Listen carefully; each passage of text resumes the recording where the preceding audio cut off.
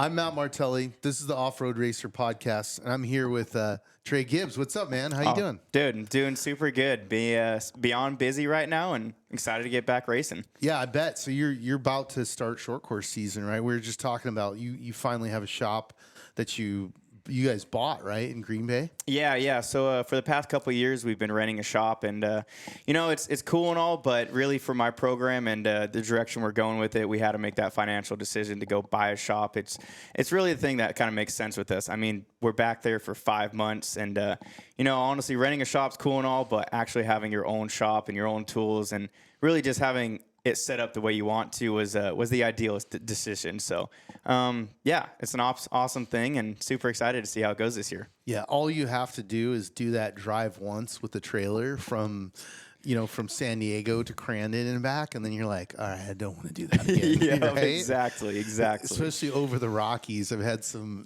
interesting moments hauling stuff over the Rockies, going like, why is the engine overheating right here, and will it make it over the mountains? Right? Oh yeah. I remember my first year doing the drive. I was like, oh, this is so much fun. Like road trip, let's do this. After that, nope, I never want to do drive again. Yeah, no, it is cool. I mean, when you have time, but when you're hauling stuff, it's not that fun. No, not at all. When you're on the road doing 16, 17-hour days, it's like you just want to be there at that point. So it's funny because like every time I've done it, and I get tired, and I'm like, what am I doing? I remember this story that Kurt LeDuc told me about how he would get off of work on like Wednesday, I think it was, right? Drive straight through by himself. And he actually taught me the trick of chewing seeds to keep yourself awake. Oh, yeah. Right? Uh-huh. And he's like, I chew seeds the whole way. I get there. I'd sleep for maybe an hour, then we go racing, and then I'd turn around and drive home because I had to be back at work on Monday. And I'm like, dude, you're psycho. Insane. Oh, yeah. But he was the man back in the day, so it's cool. And you were saying before that like previously you're renting a shop up in Crandon. Now you guys are in Green Bay. Like correct. Yeah. Yeah. I think that's a good move. I love Crandon, but not for months. No, not at all. And like that was the hardest part was we were renting our shop in Crandon, but the house or the Airbnb me and my guys were staying at was an hour and 40-minute drive. Oh, right. So it was like to drive, we'd wake up, crack of dawn, hop in the car, drive an hour and 40 minutes, go work at the shop all day, and then have to drive an hour and 40 minutes back to our house. So it was a lot of driving, and like I said, it was just the right decision, and it was the right time to kind of buy our own shop. So the cool part about that is now we roll out of bed, walk through a door, and we're in our own shop. So driving in that area though, terrible. Yeah. How many deer did you hit? Thankfully, none. Really? Knock on wood, I've never hit a deer. So it's there's been a lot of close calls, but the racing instincts kick in a little bit. I've almost hit multiple deer up there, and I was only up there for a few days at a time, right? But yeah, very they call it the North Woods for the reason. Yeah, right? Literally. Yeah, you're driving through an alley of trees, and all of a sudden it's just deer. Yeah, no, that's cool. Obviously you're short course racing. You've been desert racing recently. How'd you get started in this? Man, that's a long story. So it's I'll kind of keep it short. My family always kind of grew up in the desert, and we'd ride quads and we'd have the dune buggies. And I remember there was one day we were out at Ocotillo it was, and I saw this little junior cart driving around, and I was like, what in the world is that? Like, that is the coolest thing ever. It's a little kid driving it, and I was obsessed with it from then on out. And I remember going home, and I hopped on the computer, I did all the research, I figured out what it was, how much they cost, where they race, and I printed out this packet of paper, and it was all the details about everything on it. And I went to present it to my dad, and I was like, hey, like, this is what this is. Like, this is super cool. And I remember actually going to my first short course race. It was in Lake Elsinore. Yeah. And we walked around the pits, and there was a little car. We were all the way in the very back. There was a canopy, and there was a car sitting under it with a big for sale sign. And it said, for sale to Trey Gibbs. And it was my dad surprised me with for my birthday. And so, yeah, that's kind of how we got into it.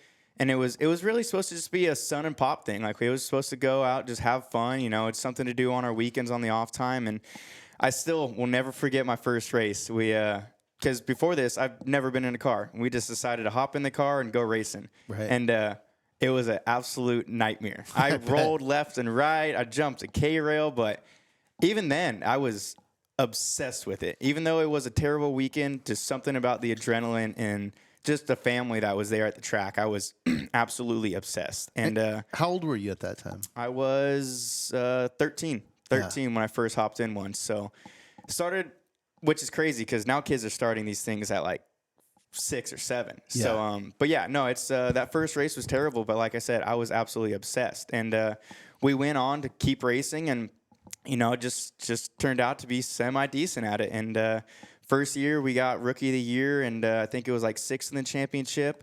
And then second year of racing, we were 2nd in the championship. And third year, we got the championship. And, it just really kept growing, and we kept kind of moving up and getting climbing that stepping stone. So it's I know I do it today because, now I'm racing a Pro 2 and a Spec TT. And every once in a while, I'll look back and be like, wow, like, look where this started from. This was supposed to be like just me and my dad hanging out, and now we're doing this big time. And I think it's pretty cool. It's pretty cool the way I kind of look at it. No, it's really cool. It's one of the things I talk about a lot, of like how much the family dynamic is involved in this culture, and how like good it is for families to come together and have something common that they do and they love, Oh, absolutely. So what was your first race? It was a Arizona Regional out at Chandler. Was my very first race. It was the last race of that series. So it was the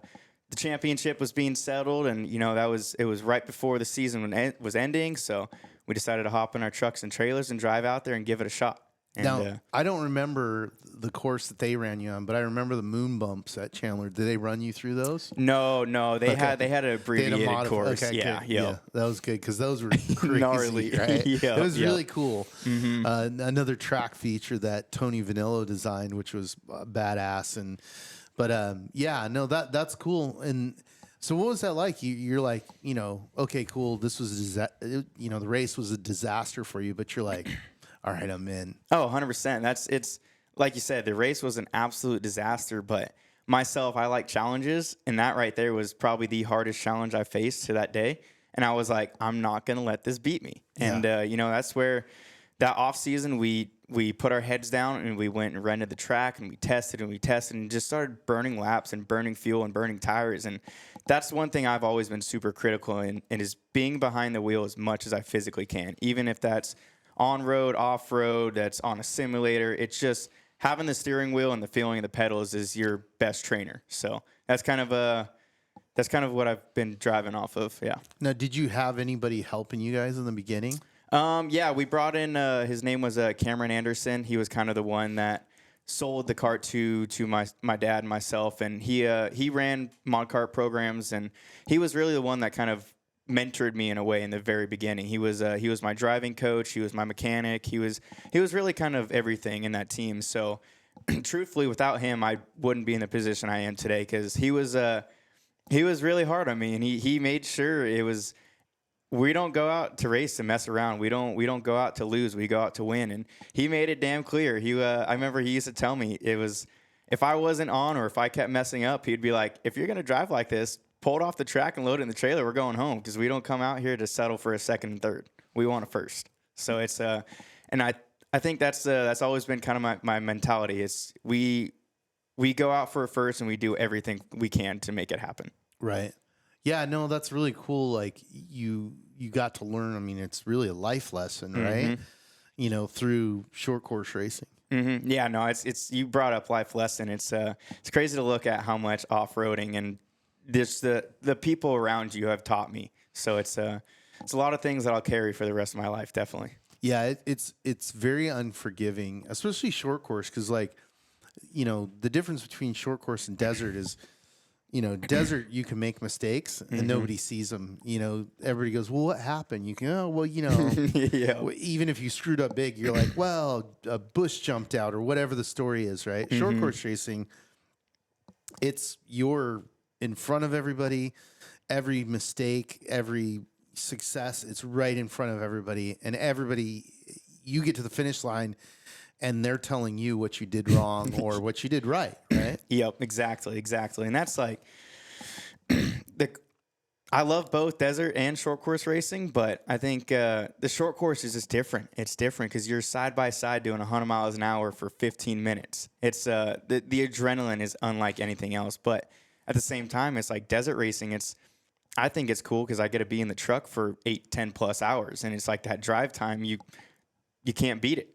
So it's cool though. Like you said, the short course is definitely I'd say a little bit more cutthroat because like you said, people Absolutely. can point out and see your mistakes. Yeah. And it's you make one mistake, you fall back a position. It's that cutthroat. These guys are the best of the best, and we're all out there competing to win. So it's pretty adrenaline packed, and I love it.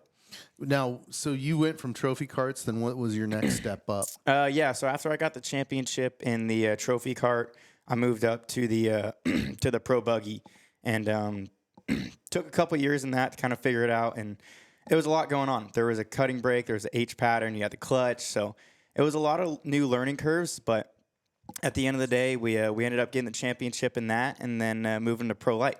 And the pro light, it was those 3 years that I was in it, it was insane. It was racing against Brock Hager, and those are some of the coolest races that I'll never forget. Yeah, I mean that was a very competitive area. Now your truck was built by Mamer, right? Correct. That pro light. Yep. Yeah. So the pro light was built by Mamer, and me and him have been working side by side for those 3 years, and even into this year. And the relationship that me and him have, it's me and him tell each other, it's like not very many people drive the way me and him do, and it's honestly pretty stupid when you look at it. Some of the things that we do and how we throw the truck around and what we go into the corners like, it's kind of on a whole nother level. So it makes it fun, and he's been awesome to work with, and looking forward to the future that me and him have. Now, what's that like to have a friend that you race against? Oh, it's awesome, man. It's the same thing. Good buddies with Christopher Pavorti. It's me and him used to race against in mod carts, and now he's in a 4-wheel drive TT, and I just actually purchased his spec TT from him. So it's awesome to kind of have your good buddies race with you. That's the way how much we're gone and how much we're at the racetrack. We weren't really at the schools, and we didn't go to the dances, and me personally, I gave up a lot, but the group of friends that we had at the racetrack, those are pretty much our core friends, and it's awesome to kind of see all of our good buddies really moving up and doing cool things. It's I wish the best for everyone, and yeah, it's awesome to see. Yeah, well, I think it also helps you when somebody can hand you a truck like Mamer can hand you a pro light, and it's set up right. Like you're not like getting handed something that you're like, okay, now you got to figure out how to set it up, because especially with short course, like I think desert's a little bit more forgiving with setup, but if you have a bad setup in short course, you're way off pace. Yep, exactly. It's definitely I know. Yeah, Cole went through going through the pro light, kind of figuring out, and converters are a big thing. Suspension's a big thing. So thankfully, he was able to kind of give me a good starting platform to kind of see. Because, at the end of the day, every driver is different. They like their car set up different. They like how their gas pedal, brake pedal feels. So, he gave me a good starting platform. And, like I said, it turned out that me and him drive very similar. And he had a lot of good ideas that actually worked for my driving style. So, it's awesome to be able to work with someone like that you can relate to and what the truck feels like. It makes that process of going faster and improving that much easier. So in 24, you won the Pro Light Championship, right? And Correct. Was Mamer racing against you in that year, or No, did he already moved up? No, he already moved up. Okay. Yeah. So the 3 years that I was in the Pro Light, Mamer was already in Pro 4. Gotcha. Yep. And those, we were talking about before, like those few years, super good racing, lots of good guys in the field, super competitive. Talk a little bit about what that was like. Like, cool, you make the evolution of, you starting in carts, moving up to pro buggies, and then, when you make that transition to from pro buggy to pro light, like I think a lot of people don't understand how radically different that is, because everything's different on the car. The whole feel of the car's different. You can't see as much, like you're not open wheel. Like, just what was that like? It's a whole nother ball game, man. It's crazy. It's like going through the stages. Like, I've always been keen on winning the championship, and when you're competing for the championship that year in that class, you are the top dog, and then you go to the next class and you're not anymore. and you have to go and chase those top dogs, and it's crazy how close and tight everything is. You have to be on your A game, and you have to be perfect. And yeah, like you said, it's transitioning from class to class. It's a completely different vehicle. Like you said, the buggy's open wheel, H pattern. It's got a manual transmission. It's got suspension. And going to the Pro Light, you're solid rear end, 12 inches of travel in the front, 14 in the rear. You're narrow. You're now not centered in the vehicle. You're off on the left, and so the amount of changes is crazy, and it's really being adaptive is a big thing. I like to kind of say I've been pretty good at is I'm able to adapt pretty quick to a vehicle. So it definitely helped having a good setup coming to the Pro Light. But I still remember that first year we came out and we the very first race, and I think we wound up second and third both the first two races, and Nice. we were competitive. We were right there with Hager. We were right there with Kyle Greaves, and for me, that was an awesome feeling because, like I said, it's usually when you step out of a class to a new class, you're no longer that top dog. But thankfully, we stepped out and we were right there with the big boys. So it definitely helped out. I mean, not saying I didn't have a lot to learn, but it definitely helped being there with the top dogs. It helped me get there quicker because I was right there behind them, kind of learning how to throw the truck and where to slide the truck and where it works and kind of so on. Well, confidence is always one of those things that boost confidence, right? Mm-hmm. Like when you can get within range, then you're like, okay, I need to make some adjustments. I can hang with these guys, right? And then typically it's like, okay, I can beat these guys, right? Yep. And, you're talking about very highly competitive, field of racers. I mean, you look at what Brock just did in UTVs. It's like, insane. Oh my God, right? Yeah. And, it's funny because, like, we were interviewing him after the Mint, and all the guys here are like, oh, let's get him in for another podcast. And he had done a podcast before he went to Dakar with us, right? Mm-hmm. And he's so quiet that I was like, well, here's how the podcast is going to go. Yeah, it's pretty cool. I won all those races. He's so mellow, right? Yeah, But it's just like another day for him. It's like, yeah, I just won like 7 or 8 races back to back. Like, yeah, no biggie. Yeah, like, it's like the guy that's like, he wins Dakar. Hey, what are you going to do next? I'm going to go win the Mint 400. You know what I mean? Like, or whatever, right? So it's cool. But yeah, I mean, what a cool experience. I mean, so once you started getting up with those guys, did you believe that you could win in that class and not just, championships, but, races? Because I think championships have a lot of value, but it's cumulative, right? So if you can stay clean and not do stupid stuff, you end up in a very good position. Whereas if you're going for the win, you got to take a lot more risk. Mm-hmm. Yeah, no, definitely. It's once I kind of started being there with that top group, I was like, okay, my pace is there. And then I started progressing a little bit more, and I kind of started showing a nose, and I was like, okay, now I can pass them. And then eventually, once I passed them, I was like, okay, now I can beat them. And that was the evolution of the mindset coming into the races. It was, okay, I just got to be able to hang in with them. And then it was, okay, I got to kind of mix it up with them. And then it was, I got to go out and beat them now. I can beat them. Let's do this. Like, let's go. Right. And that's, like you said, the confidence. Confidence is huge. And especially when you're racing against those top guys, they know how to push buttons, and they know how to make people make mistakes. And if you don't have that confidence, you're not gonna be that top guy. So it's definitely a lot of pressure, and yeah, it makes it fun. So you get a championship, and then did you immediately move up to Pro 2? Yeah. Yep. So we were working with Cole on the back end on building a Pro 2. So it was while we were racing for the championship, we were working on the Pro 2 and getting that all together, because we kind of knew that once we knew that we had the championship in the bag, we were like, okay, we're going full force Pro 2 next year. And started testing at the end of the year, and actually the last race at Crandon, we broke it out for the Pro 2 debut, and it was an interesting weekend. It was a brand new car, brand new suspension setup, and there's a lot more to figure out with those now that you got to underdrive, you got bigger tires, bigger suspension. So definitely a good learning curve, but yeah, no, I'm excited to move up to that class, because the Pro Light guys are they're the top guys, but really that Pro 2, Pro 4 class is where you make it. So we're going to be going against the Ryan Beach, the Ricky Gutierrez, like all these top guys, and I'm excited. I'm excited because it's another new challenge, and I'm ready to tackle it. Yeah, it's pretty. I mean, that's pretty confident of you guys to move up that quickly. Like when I look at some of the other racers who done well, they were in pro light 5-6 years or more, right? And then they moved up. So that's props, Thank you. and then deciding that Crandon is the place where you're gonna try it out at. Right? Yeah, That's some big cojones, right? Yeah, definitely. I think what's interesting to me about Crandon and it's such a unique setup because Bark River's fast, but Crandon is really, really fast, and because of the off-camberness and then going into the tighter stuff, it's like you're like, okay, cool, I got the fast part wired.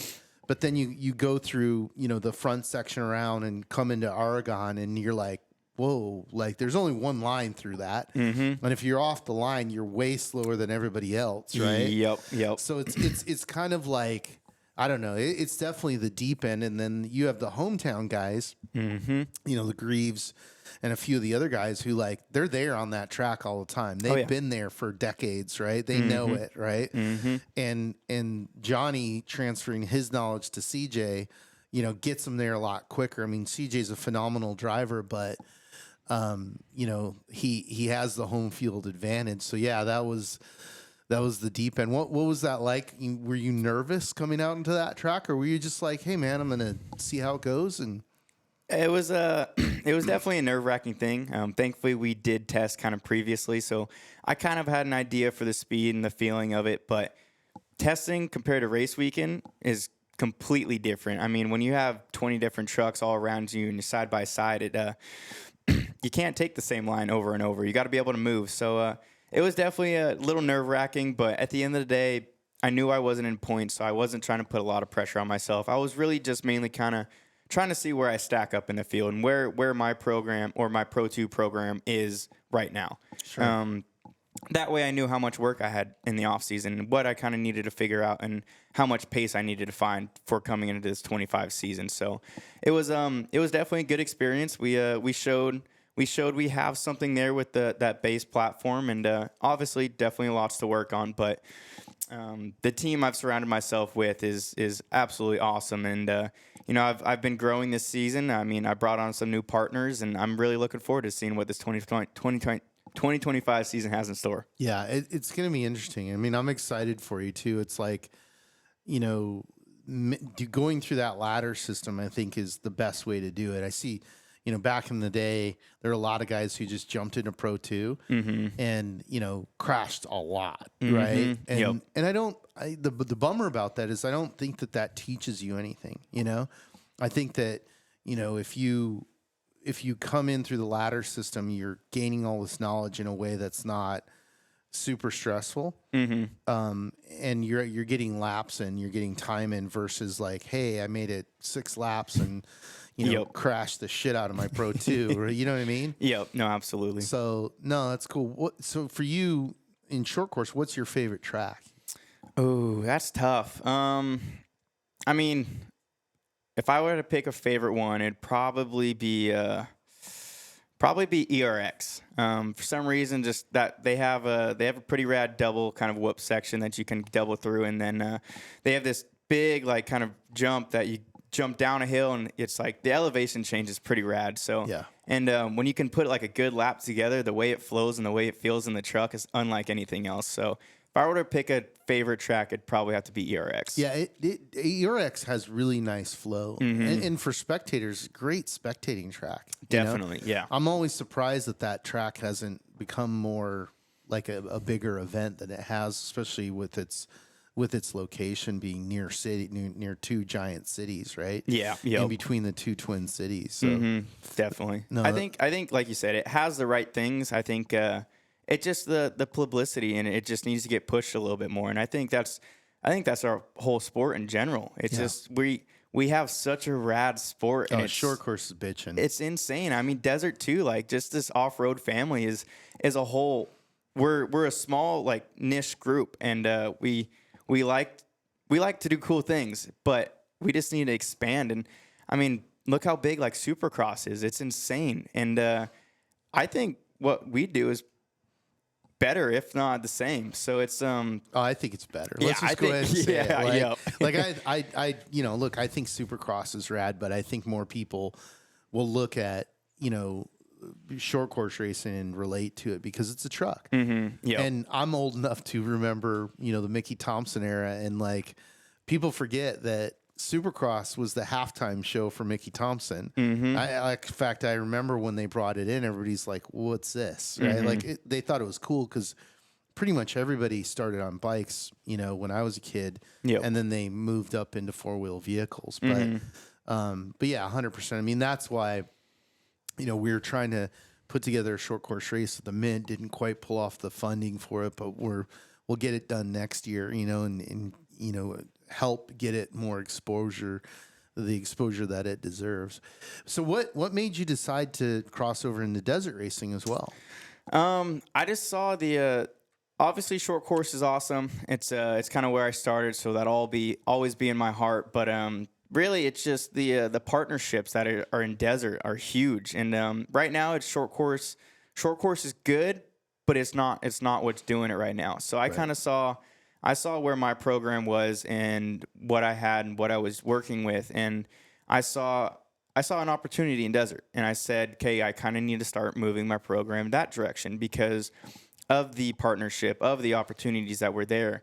And really, I mean, at the end of the day, it's the drive time you get from the desert. It's the amount of money that goes into short course for a weekend to only get about 30, maybe 40 minutes of drive time, to where now I can go put that same amount of money for a desert weekend and then go have 8 to 10 plus hours of racing. Right. So it was a decision. I've always been very interested in the desert stuff, so it was kind of a cool opportunity, and I'm very blessed in my situation that I was able to go desert racing while still doing short course. So yeah, it was really more of just looking out for my program and trying to make the right decision to get the partnership, to make this not just a hobby, make it a career. Yeah. And so you went right into 6100. No. I raced the UTV for a couple of years and kind of messed around in those for a bit. And then Christopher ended up moving up to that 4-wheel drive class, and he had his 61 kind of sitting on the back burners a little bit. And so I kind of poked, and thankfully we were able to work out a deal and move up to that 6100 class, which, dude, those things are insane. I still remember my first time driving one. I was like, how do these things like go through these bumps and take these hits and corners? Like, it is absolutely insane what those vehicles can do. It's pretty incredible. Well, let's go back to your first UTV races in the desert. What was your first UTV race? First UTV race, I want to say it was what was a series? It was a little race up in like Victorville area. I'm drawing a blank. MDR or I think, yeah, it was something. I don't know. Yeah, I'm drawing a blank, but it was a smaller race. We got a car and we were just like, okay, let's go see out and see if we like this. And yeah, I went out and did the race, and I was like, this is rad. This is awesome. It's like I said, I get to be in a vehicle driving with a steering wheel in my hand for hours on end. Yeah, like that's one thing. It's funny because like I hear it from a lot of guys who come over from road racing, and they get into our sport and they're like, this is unbelievable. I just drove more in a race than I do an entire season in road racing. And I think that is a very special thing about off-road. Was it hard for you to make the transition, from short course to desert racing? Yeah, definitely. I'm actually still currently kind of fighting that right now. Which, I mean, I talked to Christopher kind of because he went through the same thing. It's a short course, guys. We're 110% right out of the gate for that 15 minutes. But now the big transition is we're not just in the car for 15 minutes. We're in the car for hours on end. So we can't be 110% the whole entire time just because the vehicles can't do it. So that's the big learning curve that I'm kind of going through right now. And we have the speed. I just have to bring it down to 80% to get the vehicle to live the whole race.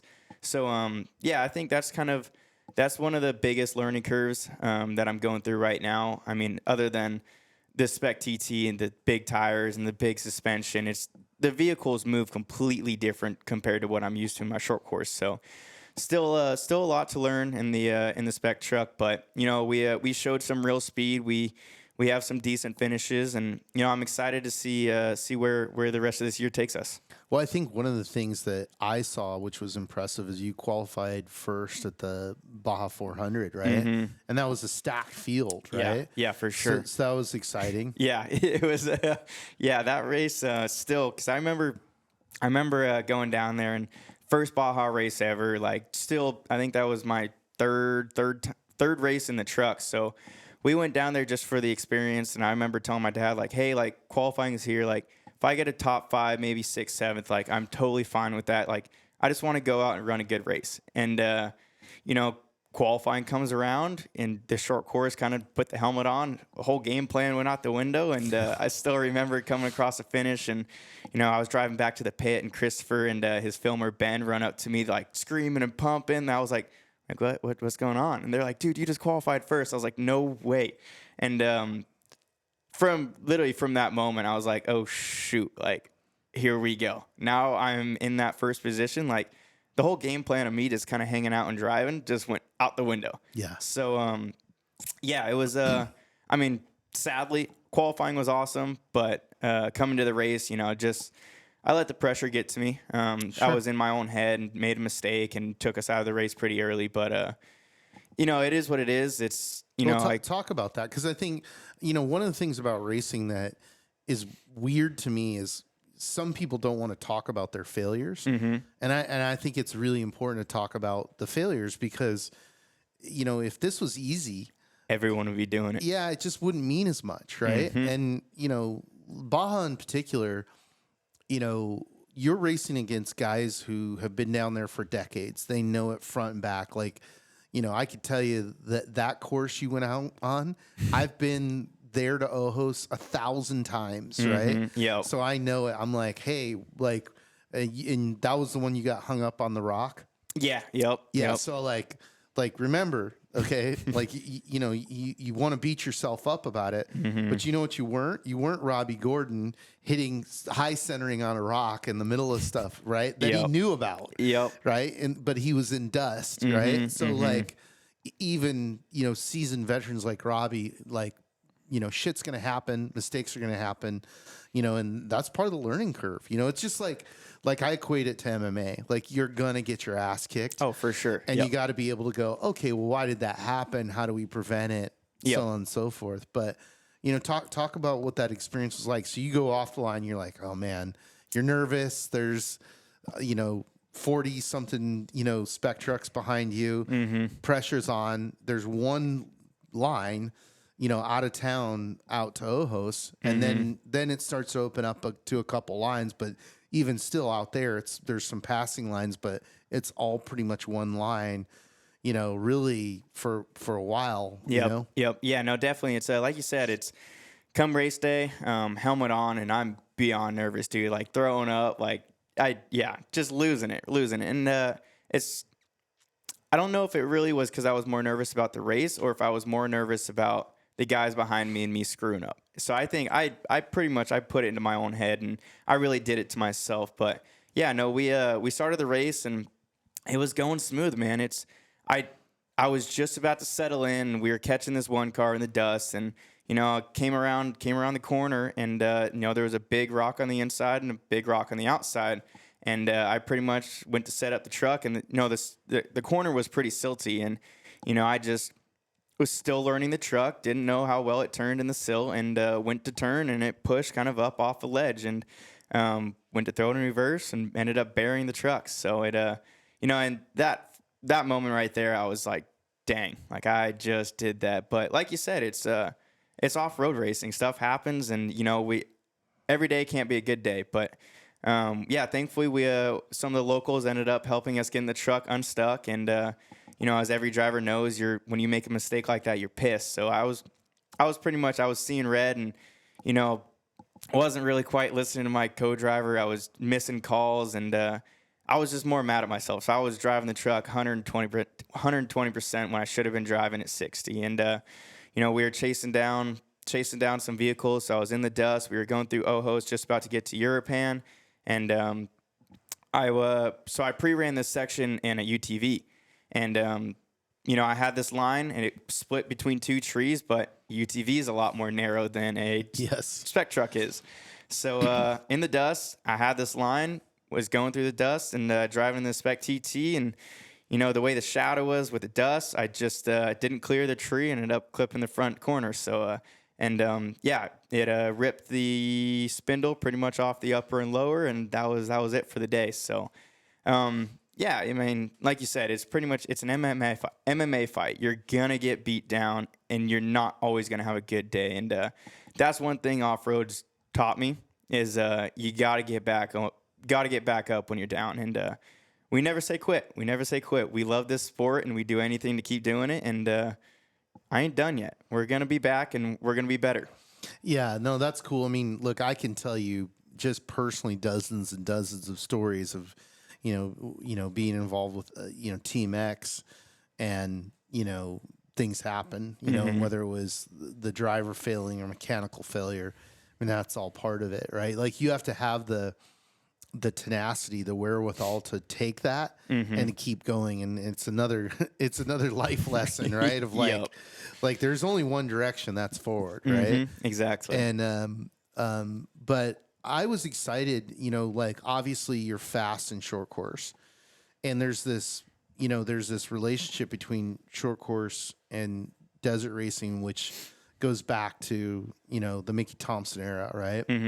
And I love seeing the crossover. I love it when, even I remember being totally excited talking to Johnny Greaves when he bought this one car. And I'm like, all right, you guys are in. And they came and they've done some desert racing. They raced this year UTVs at Hammers. I think they raced the desert race. I'm not sure, but I know they did the rock race. Yep.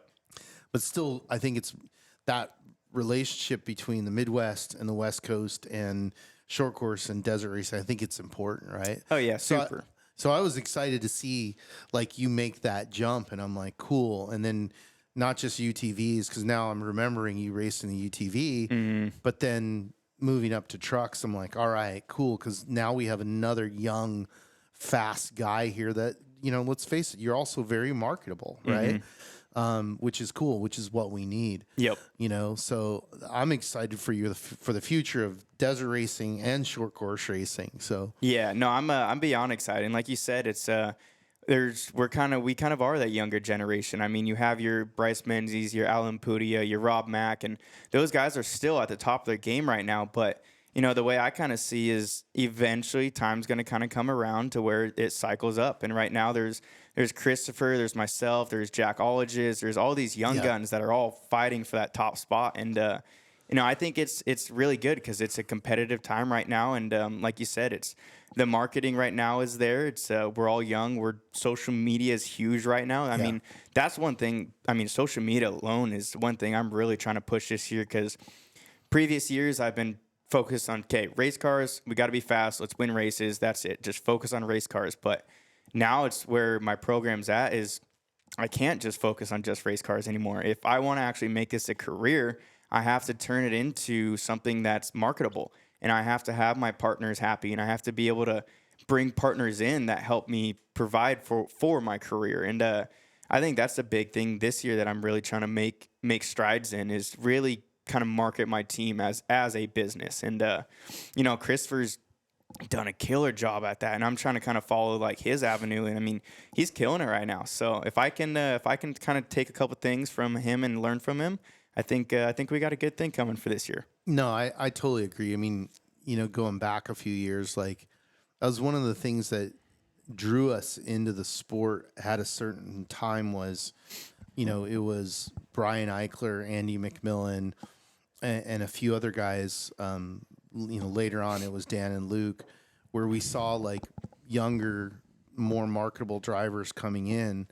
Nothing against the older guys, but in order to sell a product, we came from action sports, and we're like, hey, we need younger, more marketable people involved in this. And we were biased. We were like very biased, towards youth. I think too much. But with the advent of trophy carts and then UTV racing, now we have this beautiful influx of youth racers. And it's really important, and it's changed our culture and given us more opportunity. I mean, we see this first wave of like, you know, the RJ Andersons, you know, you know, and then all the guys that have gone over and done well in Dakar, like Guthrie and, you know, Casey Curry and so on and so forth. So it's really cool to see that.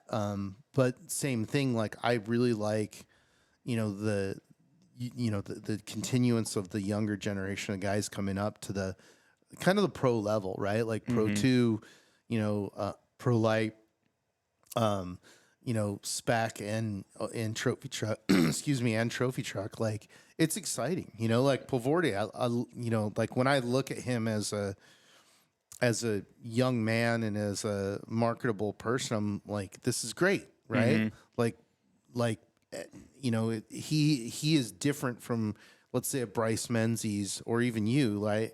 And I think that's important is to, you know, market yourselves and let people in, you know, let people become fans of you, you know, because I think that, you know, different characters are going to appeal to different people, and that's important. And more so like the vehicles and the action of the racing, badass, right? Yep. But everybody wants the driver, right, to cheer for, right? They want to go, hey, that's my guy. No, absolutely, absolutely, and that's a big thing. Is like you said, the fan base. That's one thing that's always been huge to me because I actually. Back then, I used to be one of the kids that would run around to the McGraths and like, can I get my poster signed and so on. So I know that's like back east. I think it's super cool because they have a good fan base that shows up to these tracks, and I have fans that come up every race like, hey, like they come in, check in, like, you ready for this weekend? And you know, the little kids that run around, I can sign posters for, or give a shirt, or give a flag, like. That's one thing I've always kind of like, no matter what I'm doing, if a kid wants a signature, I drop what I'm doing, I sign that signature. So it's cool. It's because you never know. I mean, who knows? Maybe that kid will one day be racing against you, and you know he's got that story, and it's something to kind of look back on. Well, that's what builds fans, right? That interaction is so valuable. It's just incredibly powerful. Oh yeah, no, absolutely, and that's one thing I will, always look at is those fans, because at the end of the day, those fans are kind of what we're doing this for, is we're here to put on a good show for them. Yeah. So, you know, as you've been progressing in 6100, you know, you came to the California 300 and you pulled off a fourth. That was really impressive. I mean, that's a difficult race, you know, to just get a finish at, let alone a top five. Yeah, definitely. That Barstow, man, is gnarly terrain, and it was a good day. I remember coming in. I think we qualified third, and you know, that was a perfect kind of starting spot. We had a good space to where the front runners can kind of run their pace, and I can kind of gauge off of them. But I mean, all day we didn't have any mechanical issues. We did have a couple issues, but which put us back on some time. But at the end of the day, we were able to kind of run a smooth race. And really, it's especially at Barstow, it's just about moving forward at all times. And you know, I remember me and my co-driver were like, "Hey, let's just keep going." And eventually, we'd come around a corner, there'd be another truck off to the side, and we'd come around a couple miles down the road, and there'd be another truck off to the side. And that was really that was a big game plan for that day. Is just keep moving forward, keep the truck in good shape, and just keep checking off miles. And you know, we came home to a fourth. We were right there for one of the we were close to the podium position, but like you said, I think that was my fifth race in the truck, so I'm totally pumped on bringing home a fourth. No, that was huge. I mean, again, like it's, you know, that is a driver's course, right? You're busy all the time. It's rough, but it's also technical, and the terrain changes, right? Yep. Every lap. So you're like, okay, I can go really fast here, full tilt, and then I got to slow down because there's a huge G out, right? Yep. So that course takes a lot of discipline, I feel. Definitely. I think, because I remember first lap there was a couple like gotchas where I was like, oh yeah, this will get someone. And sure enough, the next lap around, I think I don't remember who it was, but their truck was upside down off to the side, and I was like, yep, there it is. And like you said, that course was super technical. It was a good mix of everything. You had your couple high speed spots, and then you had your tight and technical, your rocky, and like you said, I think it was a driver's course. And like you said, discipline was a huge factor in that race. And, thankfully to my co-driver, he kind of kept me in check and he helped me keep the truck in one piece. So. Yeah, co-drivers are clutch. I mean, yeah.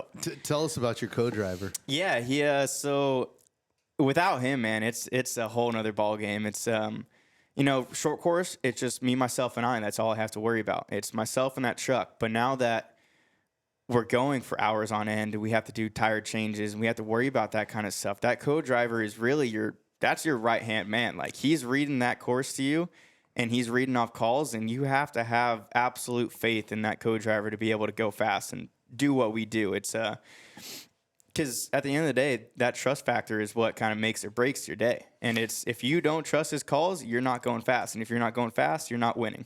And who is your co-driver, and how did you start working with him? I brought on Sean Bierman for that Cali 300, and he works with Menzies and those guys, and co-rides with Sarah Price. And so he was that time something kind of happened to my previous co-driver, so we were searching, and I remember one of my team crew guys called up Sean, was like, "Hey man, like, can you come hop in the truck for this weekend?" And he was like, "Absolutely, like, let's do this thing." And it was kind of a click right from the get-go. I knew his background, and so from right there, I was like, "Hey, like, this guy knows his stuff. Like, I trust him. Let's go do this." And it was a good match, and I think we worked pretty well together. So he was in the truck at King of the Hammers, and we had an awesome race going that race until kind of stepped on my own foot, and learning curve, but ended up going for a little ride. But it's I think we have some good connections, and kind of excited to see what we can do this year. Yeah, he's a great co-driver and with a lot of experience, and that is such a huge help when you have somebody, in the right seat that has a high level of experience, so it helps you get up to speed quicker. Yeah, definitely, exactly that. It's he's got the experience in Dakar. He's got all sorts of experience, so. That was another good kind of trust factor thing that kind of helped me really trust his calls and kind of listen to him. It's the amount of knowledge that guy knows and has been through. It's kind of, you gotta trust the dude at that point. So it's super good, and like I said, looking forward to kind of seeing where the rest of this year goes with him. Nice. So far in desert racing, has there been a favorite race course of yours? Ooh, I'd probably have to say, from the couple of races that I've done, I'd probably have to say the Mint. The Mint 400 is probably kind of my favorite so far. It's you like it rough. Yeah, 100%. Well, yeah, I like it rough because it's not just go out, balls to the wall, put your foot down to the floor the whole entire race. You got to make your truck last, because every lap it gets worse and worse. And if you go out and bash your truck that first or second lap, your truck's not making it to the fourth lap. It's I'd probably have to say that's one of my favorite race. I mean, we got Fox Shocks on board, so they kind of help us get through that big stuff, and it's got some good things going, and looking forward to this year. Yeah, Fox has an amazing group of guys that work with them. Was Mike working with you guys to get set up? Yeah, yep. Mike's been kind of helping us with some of the shock setup, and they're killer over there. You want the truck changed a little bit to do this, or it's kind of doing this. They know exactly what to do, and they get the truck working exactly how you want it. Yeah, no, it's really cool.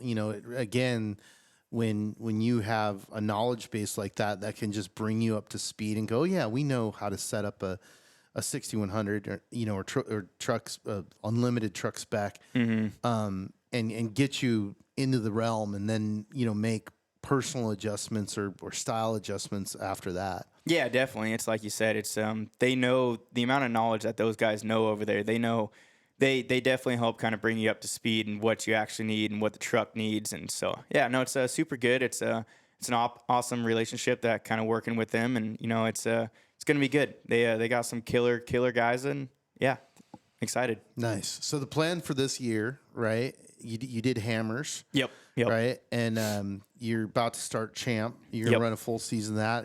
Any other desert races you're gonna pick up? As of right now, we're kind of looking at obviously the Cali 300, and then at the end of the season, maybe popping in and doing the Baja 400. So really just kind of sees, man. It's I'm just so busy and got so many things going all over the place because it's not only myself racing. I got my stepbrother racing, and then all my little cousins and nephews are racing 170s and RS1s. So it's a lot going on. But yeah, definitely looking at doing some more desert racing. Excited to get back in that truck. So Yeah, let's talk about your stepbrother. That's been really cool. yeah, no, it's been rad. It's been cool to kind of see him coming up the ranks, and it's that younger generation. So it's cool kind of for me to be able to help coach him and watch him progress through the sports. He started off in short course, and now he's up in my old championship winning buggy, and then he's in a Pro R now. So the kid's killing it. He's doing an awesome job, and looking forward to see what his future brings. Yeah, it was funny. Like to me, I do a pretty good job of paying attention to like seeing where, especially the younger racers come up, because I'm always looking at him going like, I think that guy is going to be really good, or so on and so forth. But I didn't see him, and then all of a sudden, he's doing really well, and I'm like, where did this kid come from, right? Yep. Yeah, no, absolutely. It's I think, yeah, like you said, I think like a light switch or something clicked, and he's starting to kill it now. Well, obviously it helps when he has you, helping him gain that confidence. But, to your point, as he's done better, right? Like you can see the light switch go on and go, yeah, I should be up front. I can drive faster, so on. Yep. Yeah, exactly. And that's that confidence that we were talking about earlier. It's he finally kind of he got that feeling where he doesn't want to let go of it now, and he's got the confidence, and it's really starting to show. I mean, we just went out testing for short course cars for a little system shakedown, and he hopped in that buggy, and watching him drive a couple laps, I was like, okay, we got something this year. So it's I'm really excited to see kind of what he ends up doing this year. He's coming off a couple podiums in the Desert Pro Rs, so he's got the right confidence, and he's got the right mindset to get a lot done this year. So excited to kind of watch him and see what he does this year. So what's your next race, your first race of the season coming up with Champ? It's going to be Wheatland, Missouri, the first weekend of May. So we're new track. That's exciting. Yeah. It's the Lucas Oil used to race it a couple years ago, but sadly that series kind of went away. So super excited that Champ was able to actually pick it up. It's I think it's great for the sport, starting to kind of open up tracks and open up our spread that we have. So it's a super cool track. I think it's got like 13 corners, and it's got like a 400-foot tabletop. Like, it's pretty crazy. So that's coming up. Me and the guys are about to head out here pretty soon. We got a test day to go kind of shake down the trucks and figure out some things. And I'm ready to get this race season started. Awesome. Anything else you wanted to cover while we're here? Nah, man. I just want to say thank you for the opportunity. I think this is great. I love what you guys are doing. It's this is what we need for the sport to kind of help get it to push it. So it's awesome what you guys are doing. And again, thank you so much for having me. And where can people follow you? You guys can follow me on Instagram. It's at Trey D Gibbs, and then got a YouTube coming up. It's Trey Gibbs Racing, and go check it out. Especially everybody here on the West Coast. You got your Murrieta kid, so you're local. Heck yeah. So give them a follow. Right on. Thanks for doing this. Good luck. Thank you. I appreciate it.